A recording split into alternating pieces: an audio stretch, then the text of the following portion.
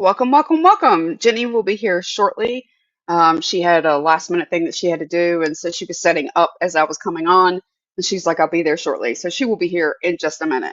So, welcome to TransParents. This is our 61st episode. Tonight, we are discussing erasing language and criminalizing advocacy with some of the rhetoric that we've seen being passed around on social media and honestly, just the news in general over the last week, 2 weeks. This has really been ramping up, and we kind of wanted to return back to this subject given certain events that have happened in the last month or so. And with that, my name is Amber. I am one of the co-hosts here of TransParents. My pronouns are she, her, and you can find me at TikTok at Moonchild77 for now. And you can find us on YouTube at TransParents Live. You have to put that all together as one word. And then we're also on Spotify if you want to listen to the podcast. I got a comment here. Hi, it's Crystal. Hey, Crystal. Good to see you. Yeah, it's going to be, like I said, Jenny should be here shortly. So I just told her I would go ahead and start doing the intro and getting us ready, and she would scoot in here shortly. So let's kind of set the stage for this week's episode. This week has been unsettling. The headlines have been sharp, the rhetoric sharper, and yet when it comes to protecting our communities, we keep seeing the same pattern. Erase the language, strip the funding, and now attempt to criminalize advocacy itself. In January, executive orders were signed to remove the word gender from federal policy and to cut off funding for nonprofits that promote gender ideology. Courts have blocked some of those orders, but the intent is clear. Erase the word, erase the funding, erase the people. And in the last 2 weeks, we've seen that agenda take a darker turn. A new label is being pushed at the highest levels of government: transgender ideology inspired violent extremism, or TIVE, T-I-V-E. It's been amplified by Kash Patel, now head of the FBI, Pete Hegseth, Secretary of War, and echoed by Trump himself. If adopted, it would give the FBI power to surveil not just individuals, but also organizations, allies, and funders who support trans rights. In other words, it would criminalize advocacy itself. And that's a big problem. That's a huge problem. Very terrified is more. Hey, April. Hey, April. Nice to have you here. Glad to have you. And Crystal, yeah, very scared, terrified is more accurate. I think that's all of us. Jenny and I just honestly, just to come on and talk about the subject this week, I felt like I had to do a deep dive just to make sure I could still talk about it. And that's never been a question that I've ever had to ask in this country. So I think when we talk about how quickly things are shifting here in this country, we need to be paying very, very close attention. And so Jenny and I, we were just trying to figure out what topic out of the 40 that popped out this week do we cover. And I just told her, I said, well, I don't know that, have we been labeled as a certain type of group that we're not allowed to speak? And Jenny was like, let's do that one. So that was the one that we decided, hey, let's roll with it. Let's roll with it. So we decided that, yeah, we were going to just come in here and talk about it. Myself and daughter, a documentary by the Tabani sisters called Just Kids. We did not believe he would be POTUS again. Now we're even more scared. I didn't think he'd make it back myself. If you talk to Jenny, I don't think Jenny, we saw it, but at the same time, I kind of hoped that he had shown enough of himself the last time around, and just the rhetoric in the last administration that he spouted, that between that people would go, this is way sharper than what I want in the White House leading my country. So Jenny, what's your can you hear me? Yes, it's kind of low. Can you turn it up? No, but I can talk loud. Okay. How's that? That works. Yeah, so I told everybody you were trying to rush in here and get on, so. My dogs are going to bark. It's going to happen. And I am.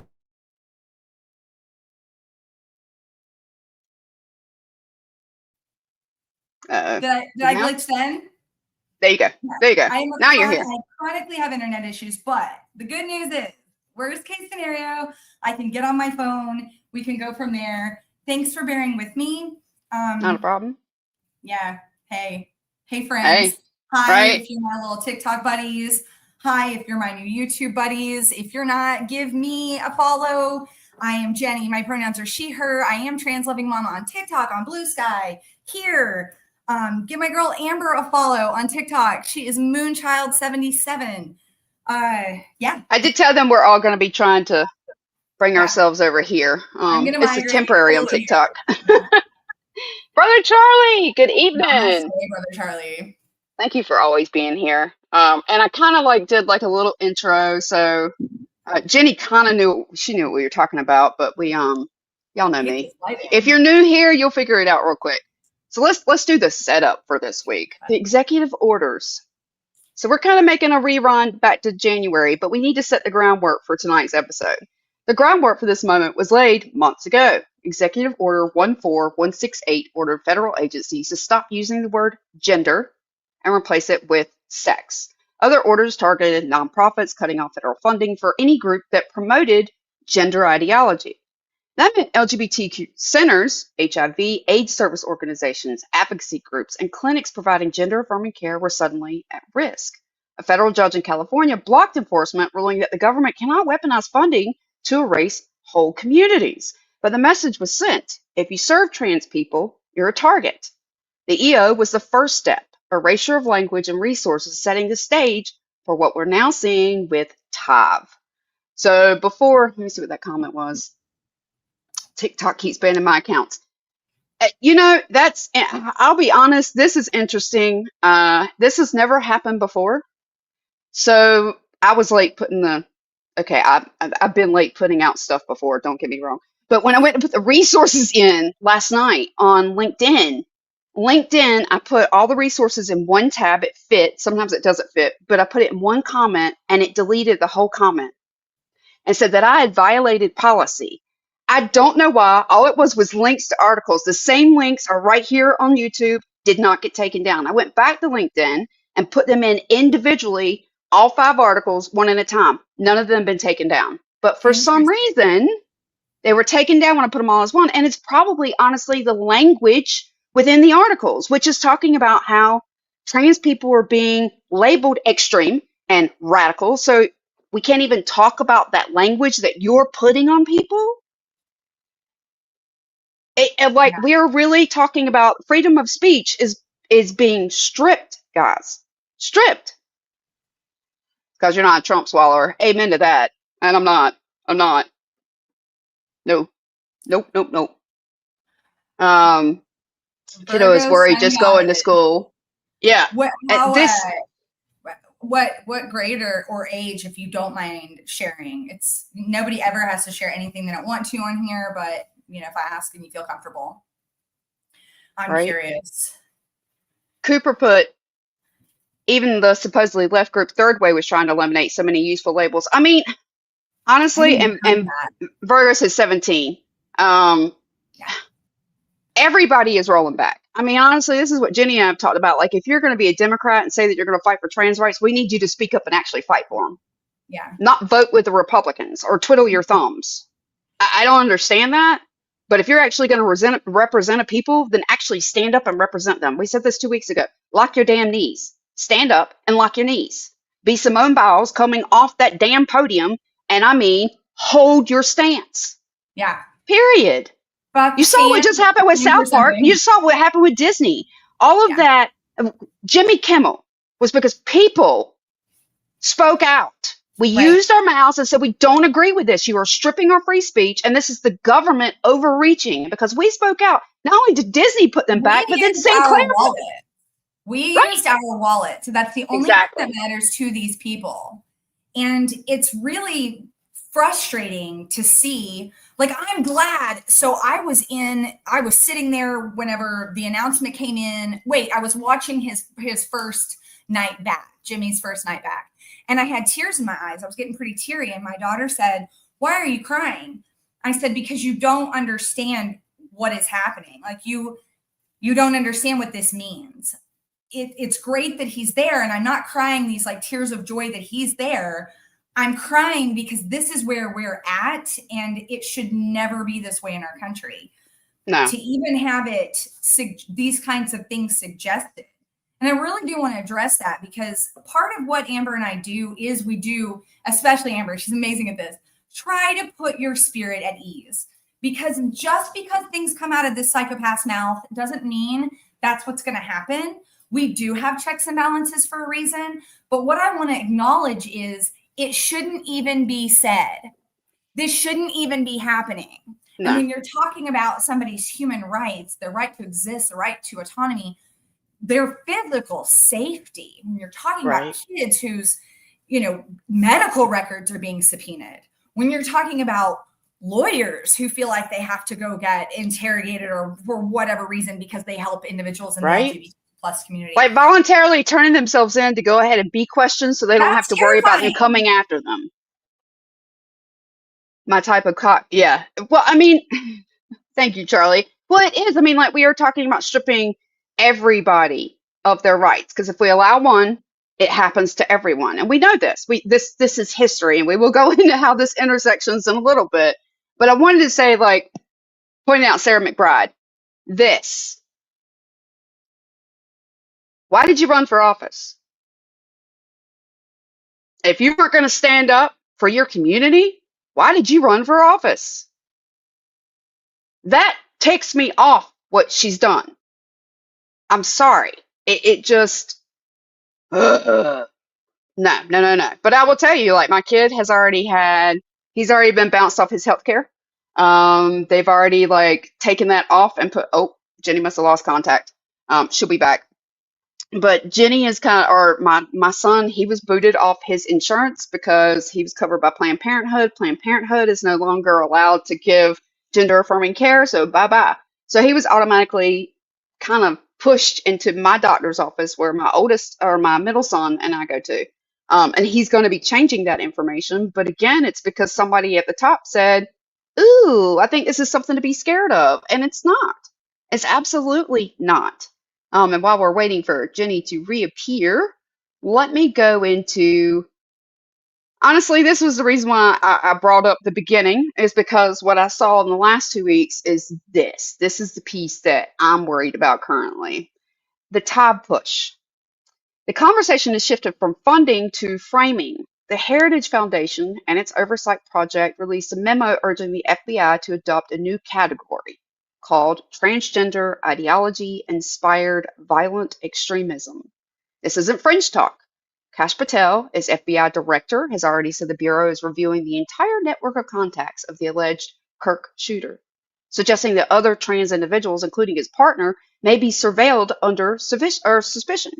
Pete Hegseth, as Secretary of War, has been equally blunt. In May, he ordered the removal of trans troops from the military, saying no more dudes in dresses, we're done with that. He framed it as restoring the warrior ethos, but it's the same logic. Delegitimize trans identity, then treat it as a threat. And Trump himself has amplified this framing. Just days before Kirk's killing, he railed against what he called trans insanity. Afterward, he blamed radicals on the left, saying they want transgender for everyone. That rhetoric dovetails perfectly with Heritage's push for TIVE. And so TIVE would pretty much say that anybody who advocates, anybody who stands up, anybody who speaks out, they would all be labeled under this. And this was written in Project 2025, guys. This was already out there. And they're talking about it now. It's not been put into place because, again, I went out and researched to make sure I could even talk about the subject this weekend, because I was worried about using my freedom of speech out of my mouth to talk about this topic, because about it was already being pushed by the head of the FBI, by the head of the Pentagon, and the head of our country.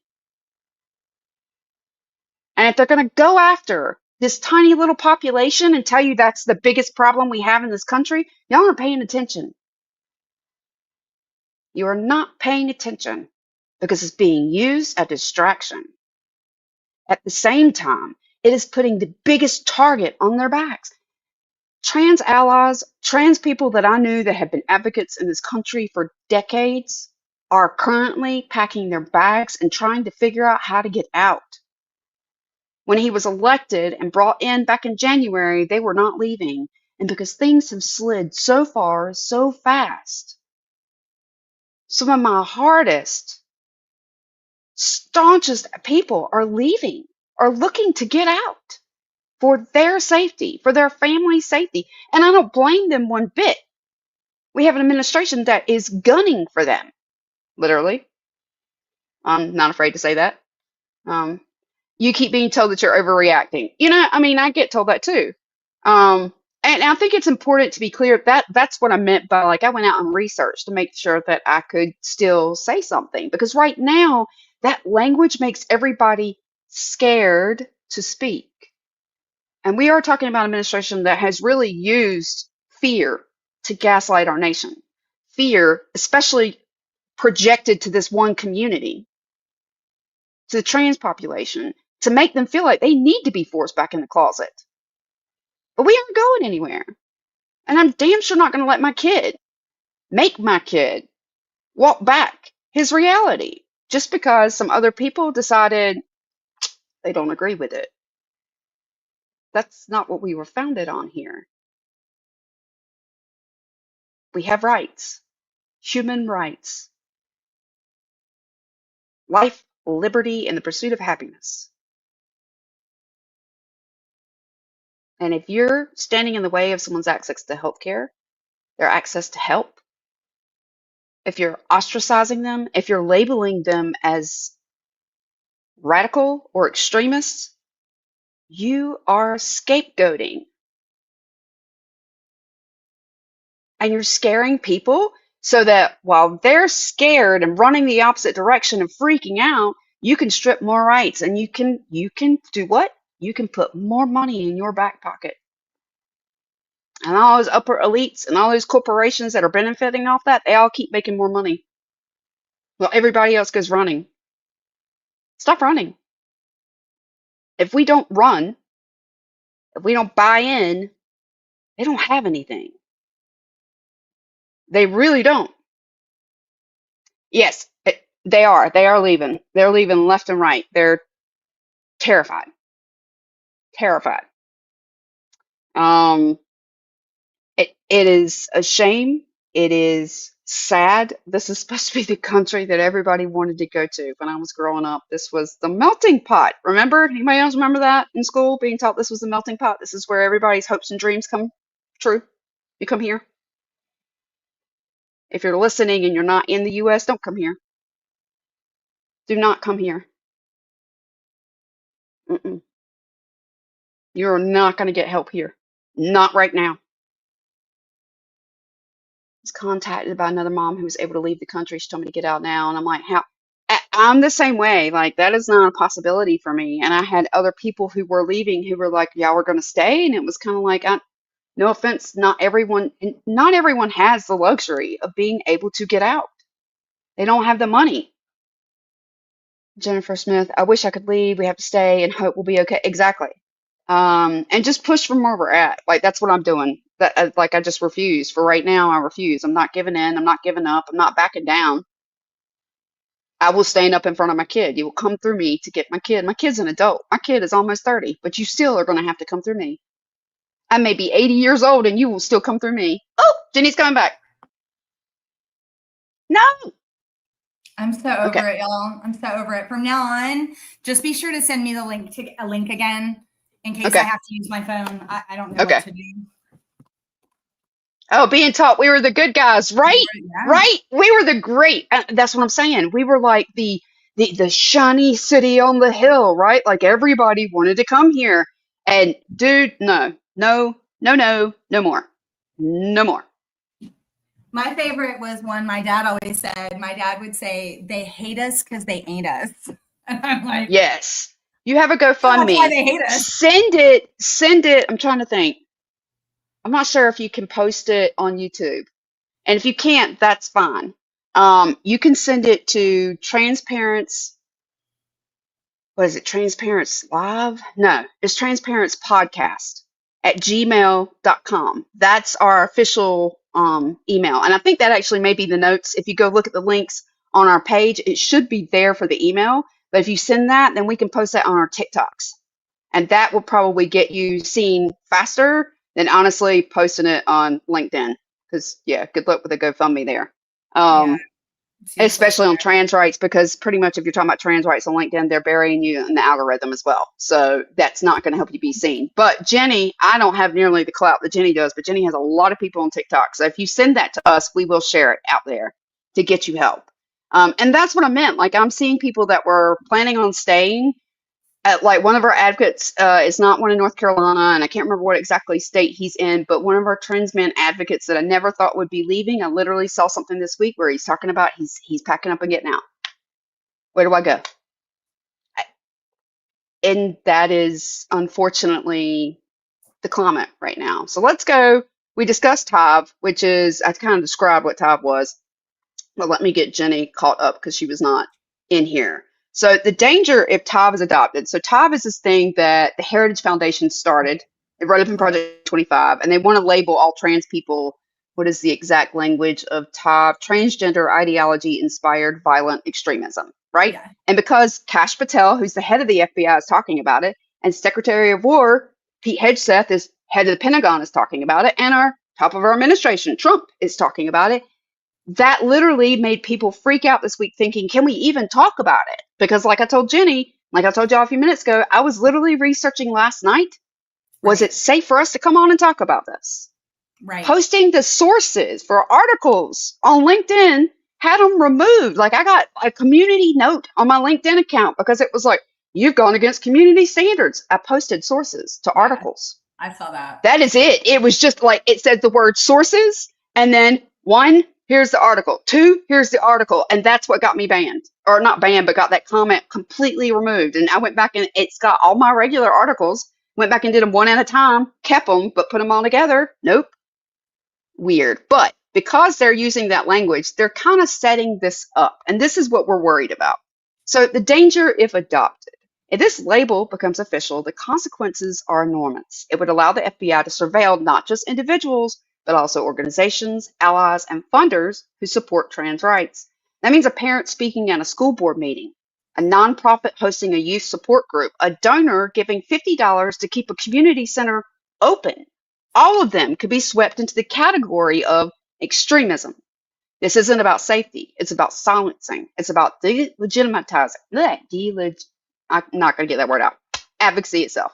And it's about creating a chilling effect so that people are too afraid to show up and too afraid to speak and too afraid to give. And that's why then that's what they want. That's what they want. That's what the purpose of language is. Yeah. And, where I come from on this is, I don't my child's an adult. He gets to make his decisions about whether, okay, I thought I was frozen again. He gets to make his decisions and that's his life. And I have to respect that. But I can't imagine what it is to have a minor child and feel like, well, I'm supposed to be that safety person. And right. Even if you are and you want to, you can't always leave. You can't just pack up and go. Things cost money. No. Life is difficult. There's just a lot of things to consider. So we're left with, whether we like it or not, that we have to have courage.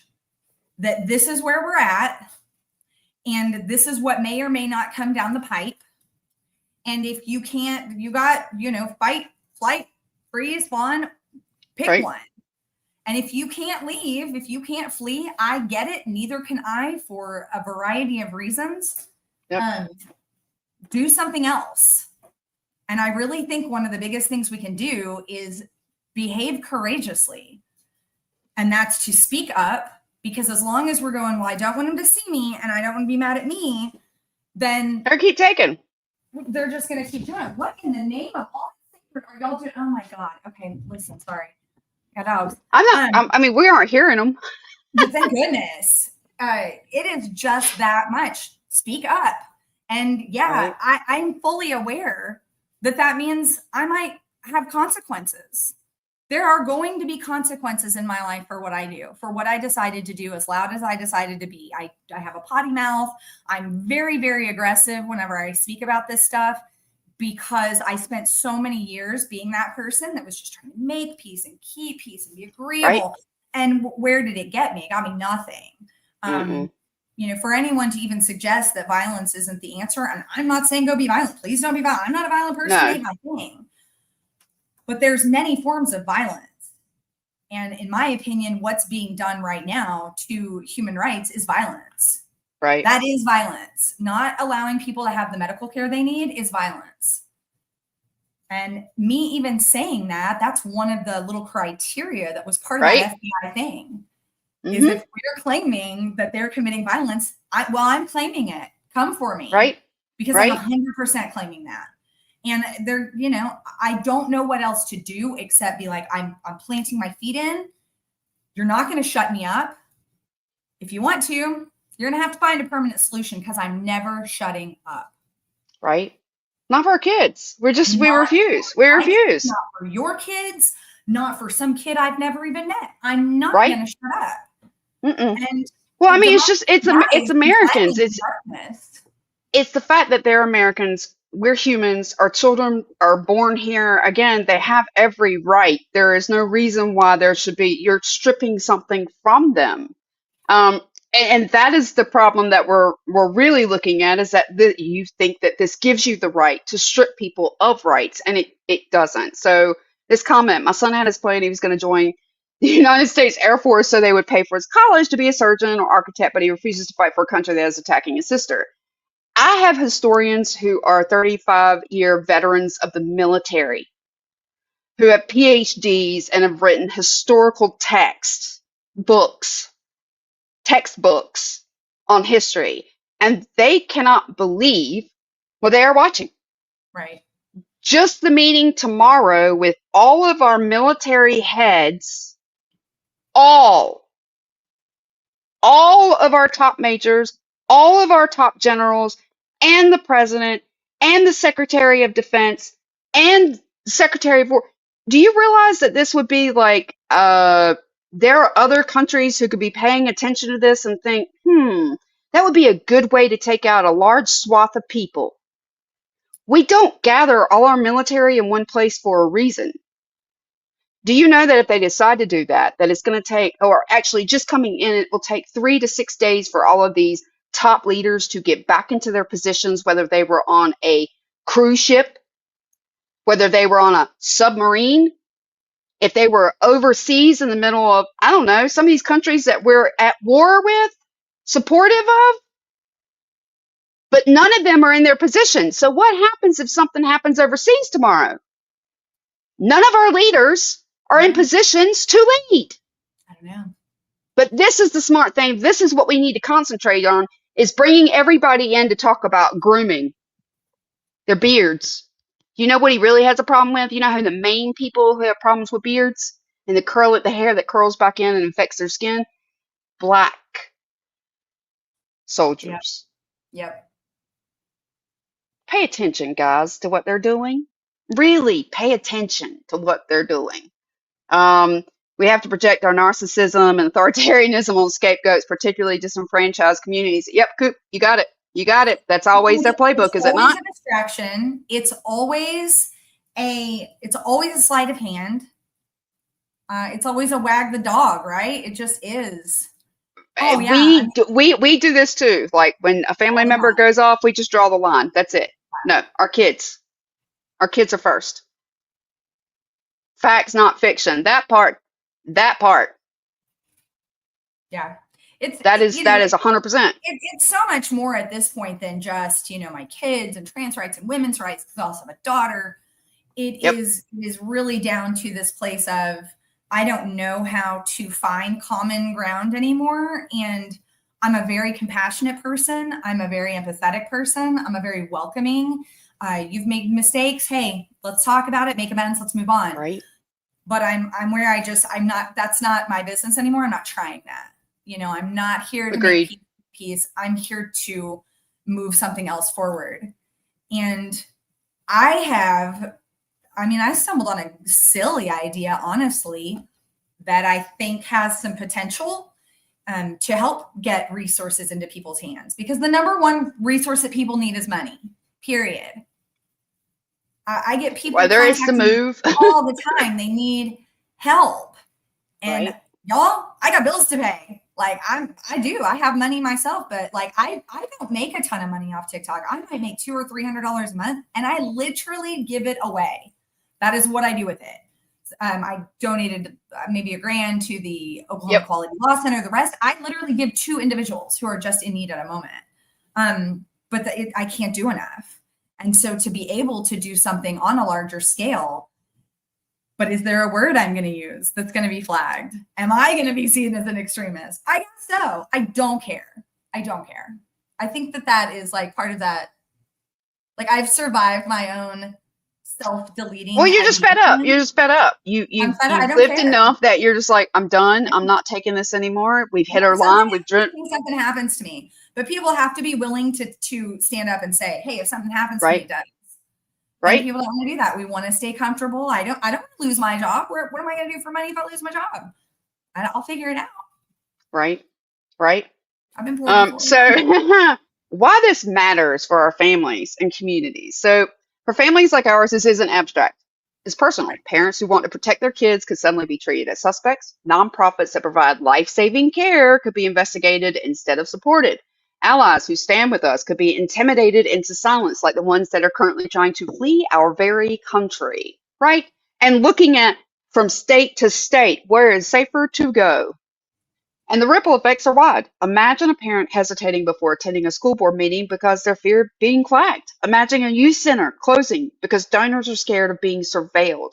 Imagine a doctor second-guessing whether to provide care because their clinic might be labeled extremist. And that example right there, I want you to think about when Trump came out and said, no gender-affirming care, even though there was no proof to it. And I'm going to cut funding that had already been appropriated that he wasn't allowed to do, but apparently the Supreme Court said, no, you can't do that. However, we had children's hospitals all over the country, half of them automatically pulling back support for kids immediately. Right. Your patient was your number one person you were supposed to support. And because you were fearful of the administration and what they might label you for giving that care that you knew was appropriate, that you knew was scientifically evident, you reneged on the kid.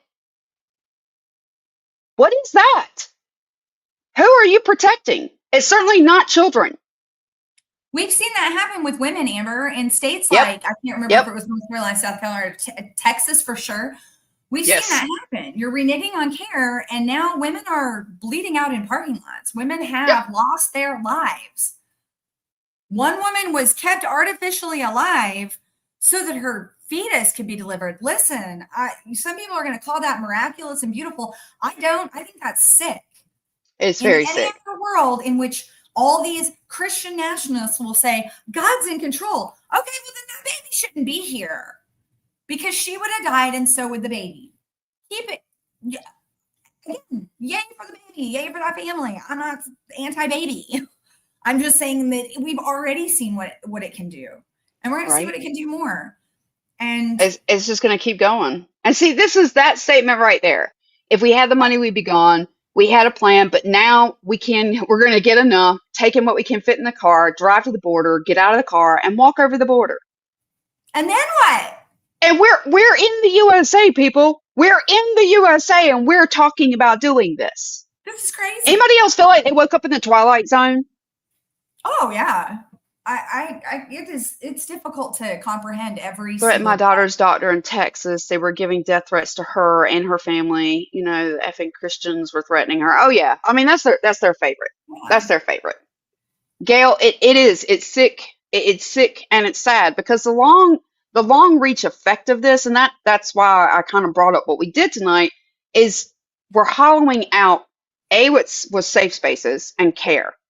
And so with this sweeping ban, you're knocking out 1,000 acts with one. And not only that, then you scare more people who are going to withdraw their support because they don't know if they're going to be chased next. And it's not just about trans people. Once advocacy itself is labeled as extreme, the door is open to target anyone that challenges power. Today is trans people. Tomorrow, it's someone else. It doesn't stop. Like, we start this and it just snowballs. It snowballs. People who said that are completely ignorant that baby was surviving a corpse, horrible. But agreed. Like, what are we doing? What are we doing? I don't think we know anymore. In that?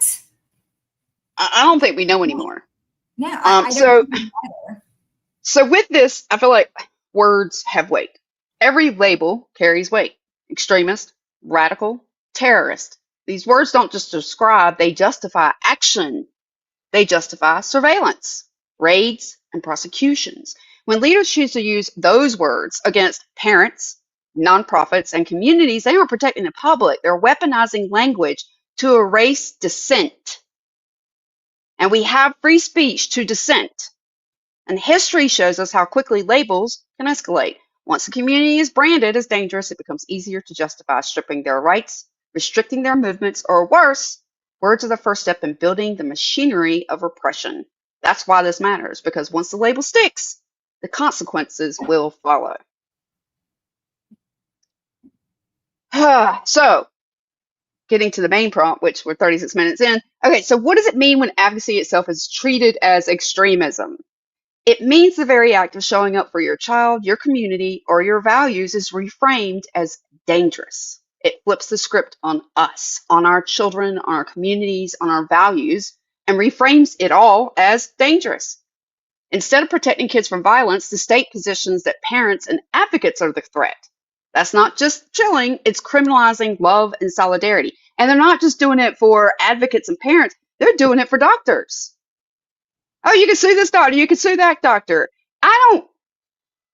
I'm sorry, I am not going to my mechanic and asking him to do a heart valve replacement. I want science. I want people who know what they're doing.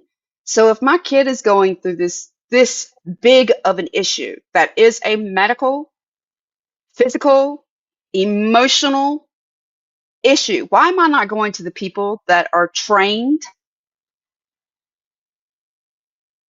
like the giant academies of pediatrics, right, and medical associates, that we listen to their information? And now we have a whole department that goes against anything that science once put out. Like, this is where we start sliding.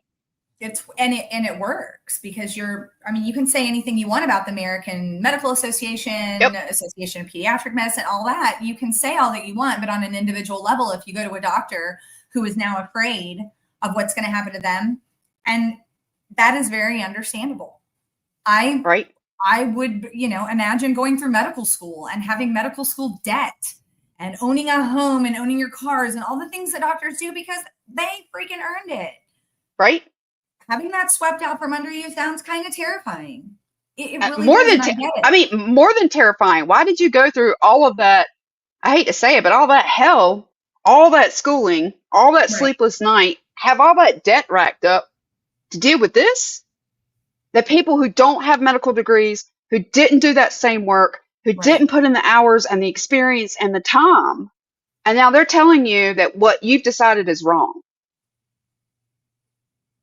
This is why we had people who were experts. If there's no bigger stand against it, then this is where we're going to fall every single time, because everybody sees every single thing in life as this individual thing of, arguing with my dad today. And it's this very individualized thing. I look and I go, I don't think that there are people who've ever really been impacted by elections.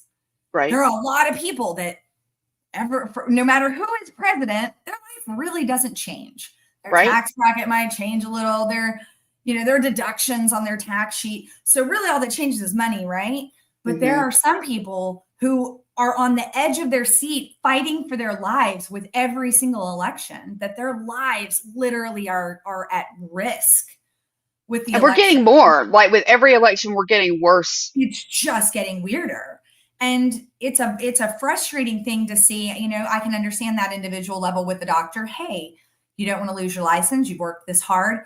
But on the other hand, if they would see themselves as this ability to collectively move, collectively say, no, we're not doing that. And that's the courage it takes. That's what people did this week with Jimmy Kimmel. They said, no, bye Disney, bye Hulu. I don't need you. Use your dollars. And then literally turned around and he's right back. And then Trump's right back out there threatening on Twitter. But do you see Jimmy Kimmel gone? No, he's not gone. Why? Because they realize. We can't do that for trans people. We can't do that for children. They Right? can all of a sudden come up with a lot of organization and cancel all our Hulu and Disney Plus, but you can't stop eating at Chick-fil-A? Right? You can't take your ass to the poll during the midterm, during ever. You just want to show up when it's time to vote for the president, or you don't want to show up at all because both sides are this. But we can show up for Jimmy Kimmel? Don't get me wrong, it's great. It's a big deal. The First Amendment is a big deal, but so is the life of my kid. I mean, I think it's just saying that we should be using the First Amendment for everything, right? It shouldn't be this selective, I wouldn't say rage, but this selective topic. What you want to use it, when you think you should use it, it should be used. So we did the first part because I've got 3 parts tonight. So the second part is, what parallels do we see in history when government has criminalized dissent? We've seen this before. In the 1950s, civil rights leaders were labeled communists to delegitimize their work. And after 9/11, Muslim charities and mosques were surveilled under the guise of counterterrorism. And the largest, most chilling parallel that I don't think I even have to mention, but everybody, we're going to talk about it anyway, is Germany in the 1930s. Before the Holocaust escalated, the Nazi regime began by targeting gender diverse and queer communities. We've covered this here before. If you haven't ever seen it, go to Netflix and look up El Dorado. It's a documentary you should see. Berlin's Institute for Sexual Science, led by Mangus Hirschfeld, was raided and destroyed. Transgender people who had permits to live openly under the Weimar Republic had those permits revoked. Queer clubs and publications were shut down. These were the first people removed. It started with erasure of language, of legitimacy, of safe spaces. Then it moved to surveillance, criminalization, and violence. The pattern is unmistakable to today. I mean, did we not just build Alligator Alcatraz, guys? And now what? There's another one in Texas being built. I can't remember where the third one is. Yeah, right? Just missing people. And they're gone. I don't know. They're gone. We will never see them again. We won't know where they went. We won't know where they went. And if he continues, that will be what happens with the trans population, which is why when they started building Alligator Alcatraz, I kind of went, wait, what are we doing exactly? We don't remember this? So let's take that first prompt and that second prompt and let's smash them together. When advocacy is treated as extremism, it's always intersects with history. The playbook is the same. Redefine dissent as dangerous, then use that label to justify repression. Today, TIVE is that new label, but the echoes of Germany remind us how quickly erasure can become prosecution. And that's where we're at. We literally have this whole playbook where they want to come in and say that anybody who's going to come up here and speak out and stand up for what we don't like, we're going to label extreme. And that's what it is. It's not even that it's this population. It's just we don't like it. And because we can put a label on it and gaslight the population that they're coming for you, and we have people here who are gullible enough to believe it, who won't educate themselves, who won't go research, who don't know anyone who's queer, who don't know anyone who is trans, has never had that lived experience to even look at. Or they do, and the reaction I get consistently is that I'm overreacting. You know, I'm worried about that.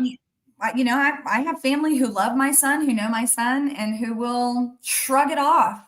I bet if I showed them all the evidence in the world that was happening, they would still just kind of shrug it off and say, well, it doesn't touch me. Well, they'll tell you, I love your kid, but they don't have to deal with it. That's not their fear. That's not their experience because they don't have to live with it. That's something you got to worry about, not me. Yeah. But we used to care what happened to our neighbors. I thought we did. We? I will say, okay, so I grew up believing that we cared about our neighbors. And I grew up in a very rural area, in a very small town that my parents were both volunteer EMTs. And they didn't get paid, and they ran out in the middle of the night when the pagers ran off because they knew that we were so rural, we weren't going to get legitimate help to someone in time. And so they knew And other people within the community knew, hey, if we're going to have a good community, we got to take care of our community. We have to participate. And that was their part of giving back. At Christmas, I remember we would pack these bags that would have like the apple and the orange and the gum and the candy bar for like the Christmas pageant or whatever, and hand those out to people in the community. Like there were just little things like that that you felt like you were part of something bigger. And now I don't know what I'm a part of, because it does not feel the way it did when I was a kid. I can't go out in my local community and say, hey, anybody else feel like the trans population is a little at risk and maybe we should do something to help support them and uplift them to make sure that they feel included and they feel safe? I'd be laughed out of my town. Can you imagine? Can you imagine?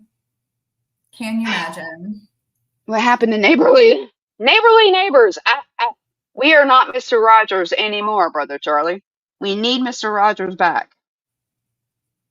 For real. No, because they would have pulled him from the air. That's probably true. That's probably true. He would have done a special about trans kids and he would have yanked him. Oh, actually, he would have been on PBS. So that's already been yanked anyway. Maybe Netflix would have picked it up like they did Sesame Street. Right? This is where we're at, that people are so afraid. They were so afraid of Sesame Street. You know why they were afraid of Sesame Street, guys? If you don't know this, there are at least 2 or 3 different specials where they make fun of Trump. Going back to the early 80s for being bankrupt, and they dress up Oscar the Grouch as Trump coming in to buy condos, and he's going to tear down Sesame Street. And one of them is he wants to tear down Oscar's garbage can to like build up mini garbage cans, and Oscar's like throwing a fit about it. But there's at least 2 or 3 different ones that are making fun of Trump. They're making fun of him stealing money. They're making fun of how he picks on the poor. Wow. This is why Trump went after Sesame Street, guys. That, and if you don't know, they have a non-binary character. Oops, there we go again. Making kids feel like they're safe and included is challenging to the 70-something-year-old old man in the White House. I thought kids were the ones that were supposed to get really worked up over stuff like this, but no, the kids don't care. The kids are just happy to be here, man. Right? Mr. Rogers was too woke. He was. Mr. Rogers was woke. He was. I feel like Mr. Rogers still would have done a little what about transgender kids, but I think Mr. Rogers would have worked it out pretty quickly, to be honest. Right? Just seeing the amount of fear that's being gaslit around them. He would not want any population of kids to feel indifferent. I mean, honestly, he'd be like Sesame Street. The way Sesame Street did the non-binary puppet, I could see his little puppets, him suddenly having another puppet. Yep. I loved puppets. Like I was a puppet kid. So like any of these types of shows, those were my jam. Lady Evelyn was terrifying. She was a terrifying puppet. She was, but I love Daniel. Daniel Tiger. Oh, I love. Do you know that Sherry Lewis's daughter still does lamb chop on TikTok? Yes. No. Wow. Yep. Wow. I can't remember her daughter's first name because, of course, Sherry Lewis was Sherry Lewis, but she has carried the legacy of lamb chop. She looks just like her mother. You've got to see it. You will cry. I will go look that up because, I love lamb chop. She's on our side, baby. She is on our side. We need people on our side. We need more people on our side, guys. And it's not even a side. Like I don't even like saying that because I keep seeing people. One of my friends had made this comment, and this was since like a lot of the things that have happened the last 2 weeks, saying stuff like, oh, right, left, left, right. If you're saying right, left, and I'm not saying right, left, I'm saying human beings. Yeah. Can we just respect other human beings have the right to live? My kid has the right to live. And the way he lives his life and living his life, Jenny's kid living his life, they do not touch you. Yeah. They don't touch anybody. It doesn't impact my life. Other than the fact that I'm out here raising hell and Jenny's out here raising hell because we don't want our kids to have to fight to exist. I didn't know I brought my kid into this world for him to 27 years later feel like he might have to fight for the right to exist. What? Checks clock. It's 2025, right? Right. Cooper says there are dozens of reasons not to defend this country. I was thinking about this today. I'm just not proud. I was never really a big proud to be an American person, because I've always found it kind of weird to be proud of something that you didn't earn. Like, I just happen to be born here. This is my skin color. It's the luck of the draw. I don't see anything to be proud of for that.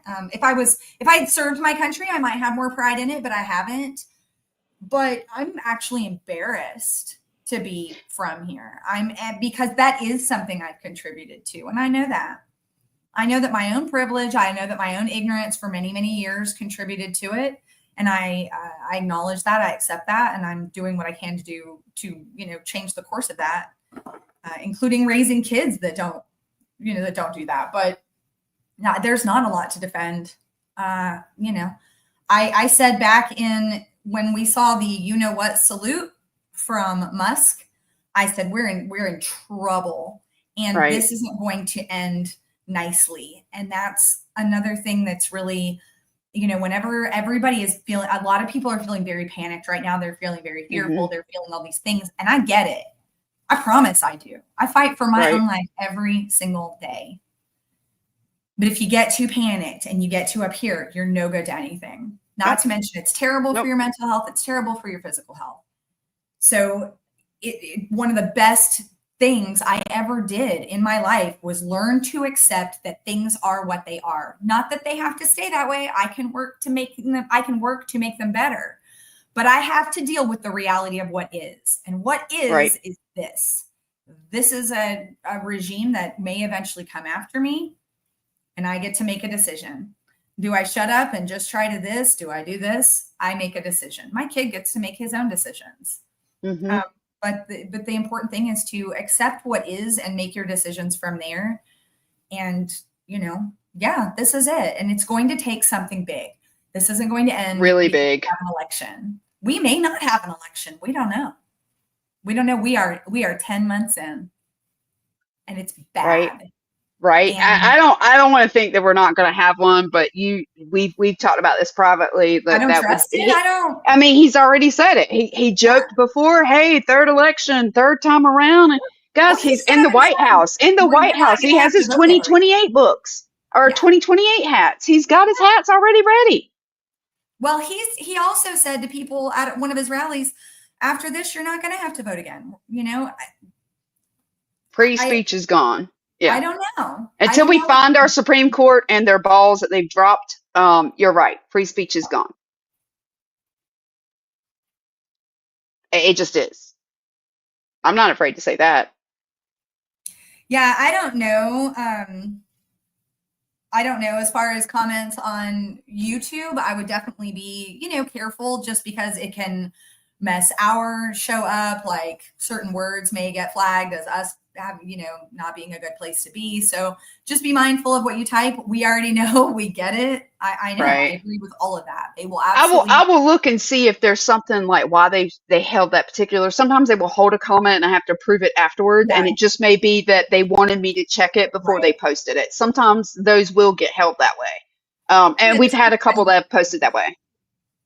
But we know they're not trying to protect children. I don't know what they're trying to do. They are trying to distract from him being in those files. He is trying to push as much. If you look at the list of things that have already been accomplished out of Project 2025, y'all, they're doing it, guys. Right, they love that somebody said they were going to do something and it's gotten done. What? That's what we're all looking for, right? Who wants to elect another Democrat that does absolutely nothing about women's reproductive rights?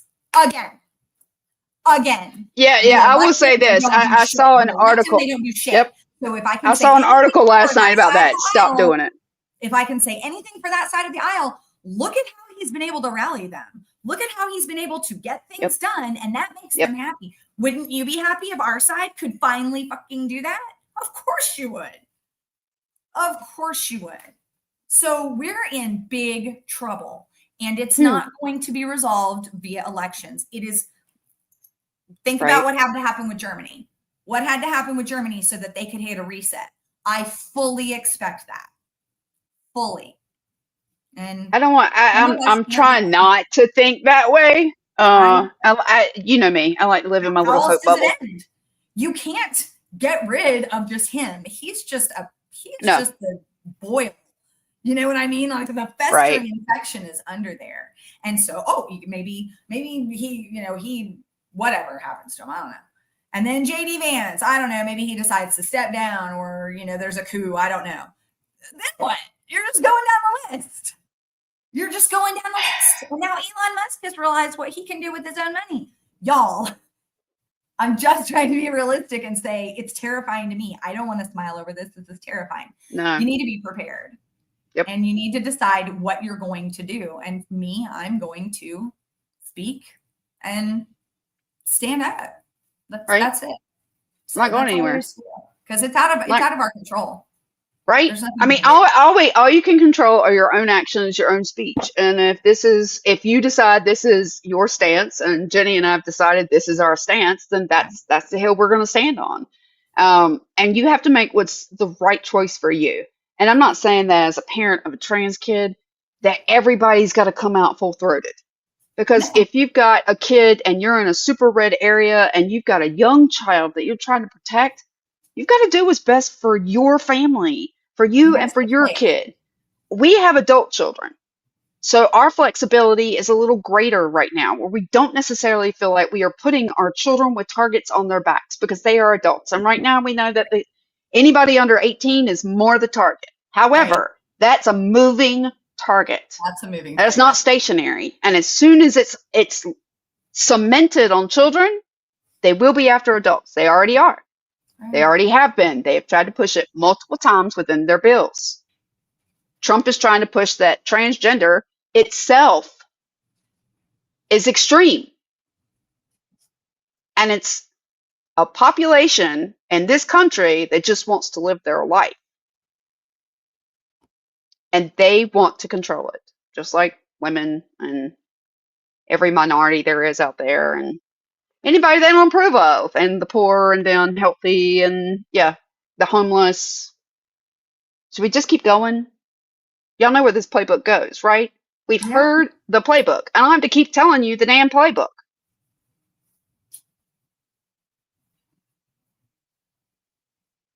We get turned away at border. Can we become hot out at your place? Oh, Jenni and I are both in red states. That's the whole thing. That's the whole thing. It's getting dangerous and see, and if you're in a safe state, neither one of us are considered safe states. North Carolina and Oklahoma are not safe states. My kid just this week, because his insurance and his provider was Planned Parenthood. Poof, gone. Just got a script for the year. Don't know if he's going to be able to continue to get his script, or whether they're going to say, well, that's not your current provider anymore, so you can't have that script either. He got punted out to they automatically put him in my doctor's office with me and one of my other kids, the other kid that's still here. And so they put him in that same office. And I'm like, no. So he's looking at like the gender clinic that he went to for surgery, right? He's looking at the gender clinic and just moving over there because his insurance will go over there. And how long will this be? But he's going to have to like call the insurance company. Hey, can you change this out? Prove who he is and do all that just to get his type of care. But he went ahead and got his physical right before, like in early August, right before surgery, so that he knew this gave him a year to get all this in place because he had heard this was coming.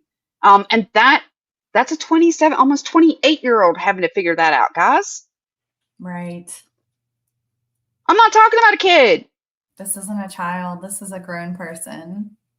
My oldest is almost 30, but I'm approaching 30. Ow. I just said that on air. Ow. I know. But but this is an adult. Yeah, these are adults. I was an adult, married with a kid in my own house by the time I was 25. Yeah. Actually, about 25, I was a mom of 3 children. had been married, had a house. My 28-year-old is going to be lucky if he can afford an apartment by himself. Yeah. Like my kids don't even think about the trans target that's being painted on him. Just think about being a normal 28-year-old in our economy right now and trying to go out and get a job and live on your own. And then add that he's trans on top of it in a red state. Yeah.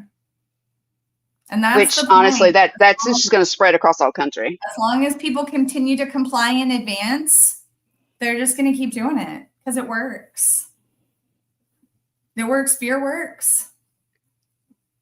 And I don't know how to flip it. You know, I don't know how to Uno reverse it. I don't know how to make them afraid of anything like that they're doing because they're untouchable. Everyone is complying prematurely, and it's giving them the green light to go full speed. I agree with you. That part really burns me when we have like children's hospitals and so forth, that the state is already saying, hey, we're going to protect the funding. And then that children's hospital is like, yeah, but we're going to go ahead and take this away. Healthcare professionals are supposed to be the last advocate.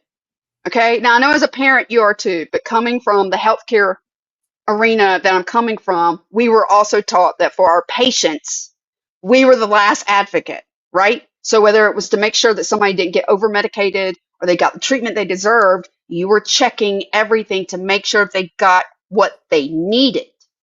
And if you've got hospitals that are complying early before something's even considered law or legal, you're not even thinking of who you're harming. You're thinking about your freaking dollar signs instead of the patients you serve.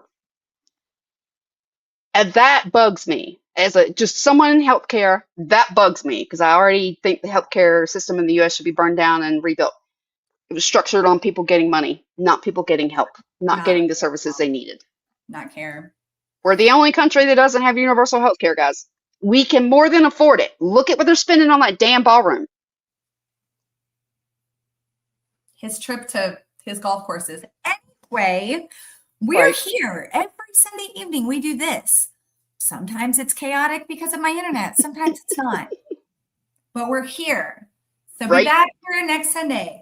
I don't know what's going to happen in the meantime. Probably something awful. That's okay. We're still here.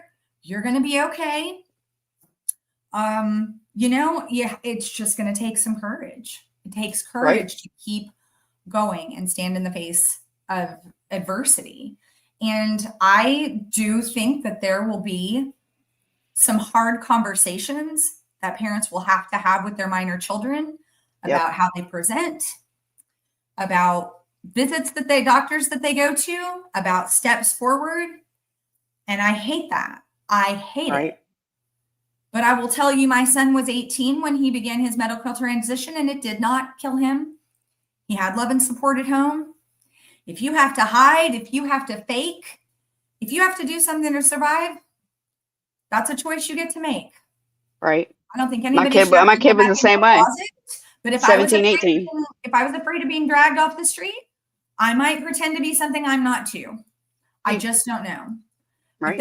We are not out of options every single minute of the day. We can go at this a little bit level-headedly, and we can continue to rely on each other and get together every Sunday for this. Right. So, like Jenny said, you can't ignore what's going on. The erasure of language, targeting nonprofits, and now the push to criminalize literally what we do, advocacy, speaking out. These are not isolated moves. They're a part of a strategy. But every time they try to erase us, we resist. And every time they try to criminalize us, we show up louder. Advocacy is not extremism. It's love in action. And love is never a crime. If you want to continue this conversation, connect with us on LinkedIn, on YouTube, share your thoughts, your experiences, your vision for how to resist in this framing. Together, we can refuse to be erased. Guys, like Jenny said, we are here every Sunday. We'll be back next week, 6 p.m., 7 p.m. Central Eastern Time. And we hope that y'all will continue to show up here to share how you're feeling, show up for your kids, show up for your communities. We love you. We hope everybody has a great week. And we'll all take a deep breath together next Sunday. Right. Right. Deep Go breaths. eat some Deep breaths, chocolate. everyone. Chocolate. Right. Yes. Chocolate. Chocolate. All right, guys. Love y'all. Peace out. Love, love, peace. Mwah.